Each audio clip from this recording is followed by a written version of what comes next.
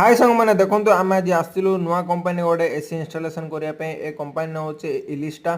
तो मुझे आपन को देखी कॉइल केमी अच्छी आउ ब्लोअर केमी अच्छी आउ क्वालिटी केमी कौन अच्छी मुझे आज पूरा डिटेल्स कहबी ए कंपानी विषय में। तो फ्रेंड्स देखो कंप्रेसर वारंटी 10 इयर्स रोचे 3 स्टार मॉडल डायडा। तो आम ए चेसिस मारदेलु तो आम पाइपिंग पूरा ओपन रे पूरा पाइपिंग हम। तो घर भितर व्हाइट टेप मारी पूरा फिनिशिंग काम करी पूरा बढ़िया रे फिनिश काम करी इंस्टॉलेशन करवा। तो मु देखो आपण मानक साइडटा तो देखिपे फ्रेंड्स एड्रु पाइपटा जीव पूरा बाहर जीव।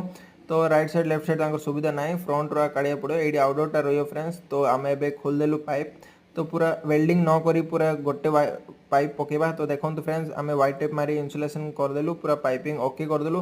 तो आम ए पाइपिंग ओके कला देखते फ्रेंड्स आम इन्स्टॉलेशन सरीगला। तो केते फिनिशिंग रे काम होती जमी आपण मानक कही सेमती फिनिशिंग रे काम होता। तो कस्टमर भी बहुत खुशी होती फ्रेंड्स। वीडियो भल लगे लाइक एंड सब्सक्राइब करें friends. Thank you so much.